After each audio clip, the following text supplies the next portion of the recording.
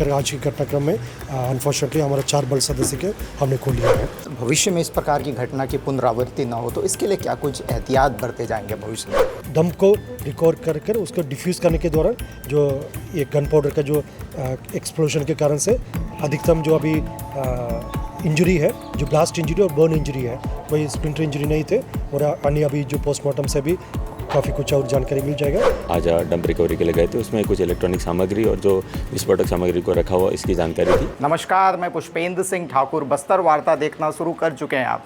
नक्सल मुक्त बस्तर होने के बाद आज जो है नारायणपुर और कांकेर के बॉर्डर क्षेत्र में छोटे बेटिया थाना क्षेत्र अंतर्गत जो है 4 जवानों की शहादत हुई है। हमारे साथ बस्तर रेंज के आईजीपी सुंदरराज सर हैं। अधिक जानकारी के लिए इनसे बातचीत करेंगे। सर, किस प्रकार से जो आज जो है 4 जवानों की शहादत हुई?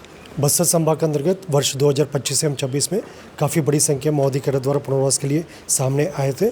उन सब की द्वारा दी गई जानकारी अनुसार और पुलिस के पास उपलब्ध आसूचना के आधार पर लगातार बस्तर संभाग के अंतर्गत माओवादी द्वारा डंप की गई आर्म्स एम्युनिशन आईडी सबको बरामद की गए थे। इसी सिलसिला में आज दिनांक 2 मई को जिला कांकेर एवं नारायणपुर के सीमावर्ती छोटा बेटी थाना क्षेत्र अंतर्गत आदनार जंगल इलाके में माओवादी द्वारा डंप की गई सामग्री को रिकवर करने के लिए हमारी टीम्स गए थे। काफ़ी बड़ी संख्या में सामग्री रिकवर कर दिया गया। आखिरी में एक आईडी का डंप थे, उसको रिकवरी करने के दौरान एक्सीडेंटली आईडी ब्लास्ट हो गए थे। इसमें हमारा निरीक्षक सुखराम वट्टी, आरक्षक संजय, आरक्षक कृष्ण कुमार और आरक्षक परमानंद, इस प्रकार 4 हमारा बल सदस्य घायल हो गए थे। आईडी ब्लास्ट का जो इम्पैक्ट ज़्यादा थी, इसी कारण से निरीक्षक सुखराम और आरक्षक कृष्ण कुमार और संजय का स्पॉट में डेथ हो गए थे। चौथा आरक्षक परमानंद का इलाज के लिए हेलीकॉप्टर के माध्यम से घटनास्थल से रायपुर इवैक्यूएट की गई। इलाज के दौरान उनका भी दुर्भाग्यपूर्णवश उनका भी मृत्यु हो गए थे। इस प्रकार आज की घटनाक्रम में अनफॉर्चुनेटली हमारा 4 बल सदस्य के हमने खो लिया है। सर, आईडी रिकवर करते हुए 4 जवानों की शहादत हुई है। ये जैसा आईडी ऐसा विषय है जो उसका मैकेनिज्म काफ़ी कॉम्प्लिकेटेड रहते हैं। इसके पूर्व में भी काफ़ी में सुरक्षा बल ने आईडी को रिकवर कर लिया। वर्ष 2025 से 26 की बात करेगा, लगभग 1200 से अधिक आईडी को हमने रिकवर कर लिए गए थे। उसमें कई बार मैकेनिज्म कॉम्प्लिकेट रहते। इसके बावजूद हमारा सुरक्षा बल सदस्य ने डीआरजी टीम, डीमैनिंग टीम और सभी ने काफ़ी सावधानी पूर्वक इसको क्लियर किया। बट अनफॉर्चुनेटली आज की घटनाक्रम में कुछ कॉम्प्लिकेटेड मैकेनिज्म रहा होगा, क्योंकि ऐसा आईडी का जो केमिकल रिएक्शन है, ये सब चीज़ के कारण जो काफ़ी पुराना डंप भी रहा होगा। इन एग्जैक्टली अभी कारण क्या फॉरेंसिक एग्जामिनेशन और बैलिस्टिक जांच में हमको क्लियर हो जाएगा। लेकिन एक दुर्भाग्यपूर्ण घटना हो गए थे। इसी कारण से इसी एक्सीडेंट में हमारा 4 सदस्य का हमने आज हमारा बीच से खो लिया है। सर, इंस्पेक्टर लेवल के जवान शहीद, सभी जवान भी कहाँ के रहने वाले थे? निरीक्षक सुखराम वट्टी है जो मूलतः बीजापुर जिला का रहने वाला है। 3 हमारा जो आरक्षक है संजय, कृष्ण कुमार और परमानंद है, जिला कांकेर का चरामा और ये लोहतर क्षेत्र का मूलतः रहने वाला है। सर, भविष्य में इस प्रकार की घटना की पुनरावृत्ति न हो तो इसके लिए क्या कुछ एहतियात बरते जाएंगे भविष्य में? के संबंध में पहले भी पूर्ण रूप से देखा जाता है, लेकिन ऐसा विषय रहता है आईडी का, काफ़ी और सावधान रखने की आवश्यकता है। इसी हिसाब से हमारा सभी बल सदस्यों को और सावधानी रखने के लिए जानकारी और साधन संसाधन सब पूर्व में भी उपलब्ध है, लेकिन पुनः रीओरिएंट करेंगे ताकि इस प्रकार घटनाक्रम पुनः ना हो। रिकवर करने गए थे, ये पता चला है कैसे ये आईडी ब्लास्ट हुआ और कैसे जवान जो है इंजर्ड हुआ और उनके साथ? आज दिनांक 2 मई को जिला कांकेर एवं नारायणपुर की सीमावर्ती मरकाबेड़ा, आदनार, कुरसकोड़ा, इसका सीमावर्ती क्षेत्र में जिला कांकेर के थाना छोटा बेटे अंतर्गत हुई घटना के संदर्भ में अभी पुलिस अधीक्षक कांकेर श्री निखिल ने भी जाकर घटनास्थल का संबंध में निरीक्षण किया और जो टीम में शामिल अन्य सदस्य से भी बातचीत करके जो जानकारी एकत्रित की गई, उसी अनुसार लगातार बस्तर संभाग के अंतर्गत और विशेष तौर पर उत्तर बस्तर डिवीजन इलाका में माओवादी द्वारा पूर्व में डंप की गई सामग्री को सरेंडर माओवादी कैडर्स की जानकारी अनुसार और क्षेत्र में हमको जो भी इनपुट मिल रहा है, उसी आधार पर लगातार हमारे सर्च टीम्स द्वारा जानकारी एकत्रित की जा रही थी। उसी अनुरूप सर्चिंग के दौरान काफ़ी बड़ी डंप्स द्वारा रिकवर भी किया गया। उसी सिलसिले में आज दिनांक 2 मई को जिला कांकेर एवं नारायणपुर की थाना छोटा बेटी अंतर्गत जो 3 क्षेत्र के जो सीमावर्ती मरकाबेड़ा, आदनार और कोरसकोड़ा की सीमावर्ती जंगल में माओवादियों का डंप का रिकवर करने के लिए हमारा कांकेर डीआरजी टीम गई थे। उसमें निरीक्षक सुखराम वट्टी उस टीम का प्रभारी रहा और उनके द्वारा जो बीडीएस टीम की सहायता से पूर्व में एक डंप जिसमें कंप्यूटर, मॉनिटर, इस प्रकार के जो इलेक्ट्रॉनिक सामग्री थे उसको रिकवर कर दिया गया। उसके पश्चात समीप में एक और अन्य डंप थे जिसमें महोदय द्वारा डंप किया गया जो गन पाउडर है, जिसमें सामान्य भाषा में हम फटाका का जो विस्फोट पदार्थ बोलते हैं, उसका लगभग 5 बोरी थे। 5 बोरी को हमारा BDS टीम ने जैसा आइडेंटिफाई किया, फिर उसका सुरक्षित तरीके से डंप से बाहर निकल कर उसका आगे जो सेफली उसको डिफ्यूज़ करने के लिए कार्रवाई की जा रही थी। उसी दौरान जो निरीक्षक सुखराम वट्टी और उनके अधीनस्थ बल द्वारा वो पूरा घटनास्थल को सुरक्षित करके वो कार्रवाई के लिए तैयारी की जा रहे थे। इसी दौरान संभवतः जो अधिक जो तापमान रहा होगा यानी कोई केमिकल रिएक्शन कारण से जो गन पाउडर है वो विस्फोट हो गए थे, जिसमें केमिकल कॉम्पोजिशन हिसाब से अभी जो प्राथमिक जानकारी अनुसार बेरियम नाइट्रेट और पोटेशियम नाइट्रेट का केमिकल हो सकता है। जैसा फाइनल बैलिस्टिक और फॉरेंसिक एनालिसिस के बाद और डिटेल केमिकल कॉम्पोजिशन का जानकारी प्राप्त हो सकता है। उसी विस्फोट होने कारण से जो निरीक्षक सुखराम वट्टी का सबसे ज़्यादा ब्लास्ट इंजरी और जो बर्न इंजरी है, जो नॉर्मली जो इस प्रकार का जो गन पाउडर का ब्लास्ट होने से बर्न इंजरी होते और ब्लास्ट के इम्पैक्ट इंजरी होते, सबसे ज़्यादा इम्पैक्ट उनके ऊपर आए थे। उसके साथ साथ जो अन्य 2 हमारा आरक्षक है जो कृष्ण कुमार और एक अन्य आरक्षक है, जैसा 3 को स्पॉट में ही डेथ हो गए थे।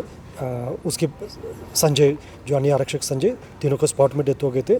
चौथा हमारा जो आरक्षक है परमानंद है, जिनका ज़्यादा घायल हो गए थे, समय पर चॉपर भी जाकर उनको इवैक्यूएट करके रायपुर लेकर गए थे।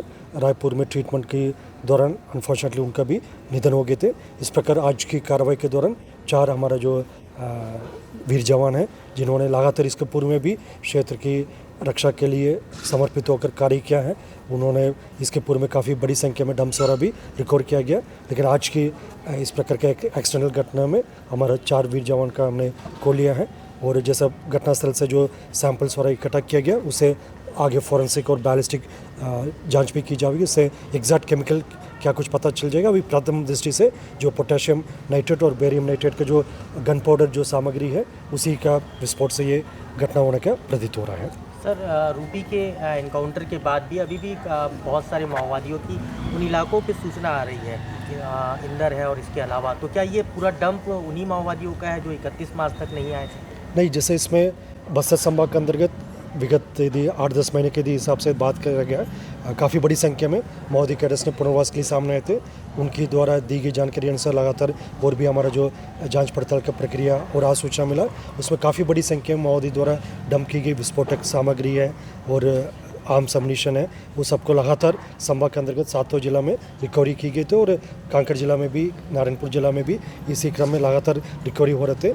जैसे वर्तमान में जो माओवादी द्वारा दी जा रही सूचना और हमारे पास इनपुट, उसी आधार पर ही कार्रवाई की जा रही थी। आज भी इसी सिलसिला में मतलब कार्रवाई की जा रही थी। एक डंप में जो इलेक्ट्रॉनिक आइटम, कंप्यूटर मॉनिटर, ये सब चीज़ बरामद भी हो गई थी। उसकी समीप में एक और डंप थे, जो डंप की जो मतलब विस्फोटक सामग्री को सुरक्षित बाहर भी निकाल दिया गया।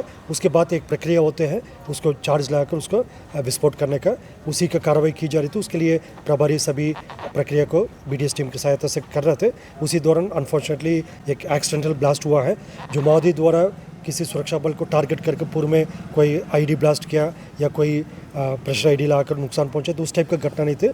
जो डंप को रिकवर कर उसको डिफ्यूज़ करने के दौरान जो ये गन पाउडर का जो एक्सप्लोजन के कारण से अधिकतम जो अभी इंजरी है, जो ब्लास्ट इंजरी और बर्न इंजरी है, कोई स्प्लिंटर इंजरी नहीं थे। और अन्य अभी जो पोस्टमार्टम से भी काफ़ी कुछ और जानकारी मिल जाएगा। इस प्रकार एक एक्सीडेंटल ब्लास्ट में आज दुर्भाग्यवश हमारा जो 4 वीर जवानों को हमने खो लिया। सर, घटना स्थल से आप लौट रहे हैं, प्रथम दृष्टिया क्या कुछ देखा गया वहाँ पे, और जो डंप था वो कितना बड़ा डंप था? क्या पूर्व में छुपाए माओवादियों के द्वारा ये डंप रहा, या 31 मार्च के बाद जो लोग बच गए हैं उन इलाकों पे, उनके द्वारा छुपाया गया डंप था? इसमें लगातार जैसे पूर्व माओवादी जिन्होंने सरेंडर किया उनके इंट्रोगेशन पे हम लगातार डंप रिकवरी का अभियान चला रहे हैं। इसी में कई ऑटोमेटिक वेपन और जो अन्य वेपन भी बरामद किए गए थे। इसी तारतम्य में लगातार टीमें अलग अलग थाना क्षेत्र से निकल रही थी और डंप बरामद कर रहे थे। इसी में छोटे बेटिया थाना अंतर्गत भी जो शहीद जो निरीक्षक है उनकी कमांडरी में निकली थी टीमें, जो आज डंप रिकवरी के लिए गए थे उसमें कुछ इलेक्ट्रॉनिक सामग्री और जो विस्फोटक सामग्री को रखा हुआ इसकी जानकारी थी। तो जो आत्मसमर्पित नक्सली के ही इसमें सभी लोग गए थे, तो उसको रिकवर भी किए थे और BDS टीम भी साथ में उसको पूरी सुरक्षा के जितने भी नियमों का पालन करते उसको रिकवर किए। और रिकवरी के बाद जब उसको जो पूरा एक मौके पे ही डिफ्यूज़ करते हैं, उसी दौरान एक जो ये हादसा हुआ है जिसमें 4 हमारे जवान शहीद हुए हैं। तो इसमें क्षेत्र में जो डंप था उसमें करीब 5 बोरी में 15-15 किलो के हिसाब से करीब 70 से अधिक किलो में जो विस्फोटक सामग्री थी और अन्य सामग्री भी उसमें थी।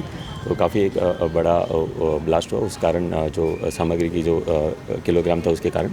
तो इसी में जो 4 जवान शहीद हुए हैं। इस दौरान बम स्क्वाड की टीम मौजूद थी वहाँ? जी, BDS टीम की भी जो कांकेर की BDS टीम है वो भी हर ऐसे अभियान में, या BSF की टीम या कांकेर की अपनी BDS की टीम है, वो हमेशा डंप वाले इसमें अभियान में हमेशा जाती है। और इस दौरान भी शुरुआत में जब रिकवरी करते हैं तो क्षेत्र में पहले से ही कोई ID वगैरह लगा है कि उसको देखते हैं, उसी के बाद वहाँ से रिकवरी निकालते हैं और उसी में विस्फोट जो ऐसी सामग्री वापस ला नहीं सकते थाने में, तो उसी को जगह मौके पर ही विस्फोट करने के मंशा से उसको निकाला गया था। उसी दौरान ये हादसा हुआ। इसमें लगातार कांकेर और नारायणपुर की टीमें लगातार उस क्षेत्र में घूम रही है। जो आत्मसमर्पित माओवादी उनकी सूचना पर उस क्षेत्र में जो भी और भी डंप है उसको लगातार बरामद कर रहे हैं।